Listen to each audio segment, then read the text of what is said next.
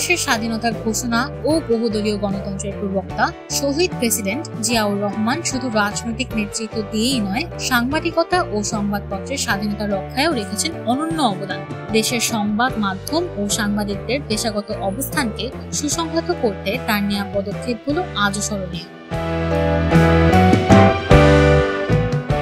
1975 সালে একদলীয় বাকশাল শাসন ব্যবস্থার অধীনে দেশের অধিকাংশ সংবাদপত্র বন্ধ করে দেওয়া হয়।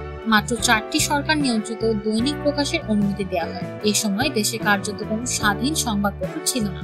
এই পরিস্থিতি বদলে দেন প্রেসিডেন্ট জিয়া।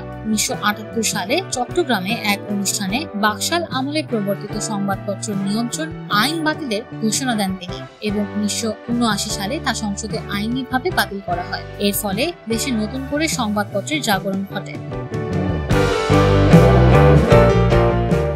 তিনি দেশে শুধু সংবাদপত্রের সংখ্যা বৃদ্ধির সুযোগের সৃষ্টি করেননি, বরং সাংবাদিকদের পেশাগত স্বীকৃতি ও নিরাপত্তাও নিশ্চিত করেন। বাংলাদেশ প্রেস ইনস্টিটিউট প্রতিষ্ঠা, প্রেস কাউন্সিল চালু, সাংবাদিকদের জন্য প্রথম ওয়েস বোর্ড গঠন, এসবই হয় তার সময়কালে।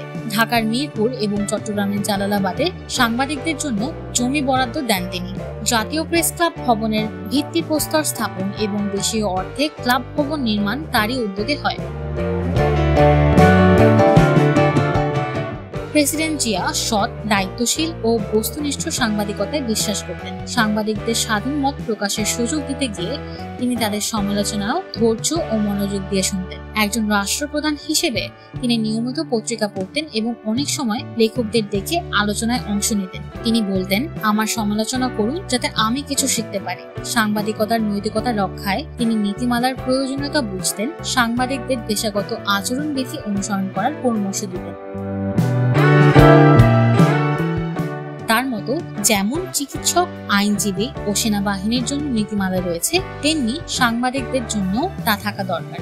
দেশে সংবাদপত্রের অবাধ স্বাধীনতা, পেশাদার সাংবাদিকতার বিকাশ এবং সাংবাদিকদের কল্যাণে প্রেসিডেন্ট জিয়ার নেয়া পদক্ষেপগুলো আজও সাংবাদিক সমাজে শ্রদ্ধের সঙ্গে স্মরণ করে। তার গৃহীত নানা উদ্যোগের মাধ্যমে তিনি সংবাদপত্র শিল্পকে এক নতুন দিগন্তে নিয়ে গিয়েছিলেন। এসব অবদানই তাকে সংবাদপত্র ও সাংবাদিকতার ইতিহাসে চিরস্মরণীয় করে রেখেছে।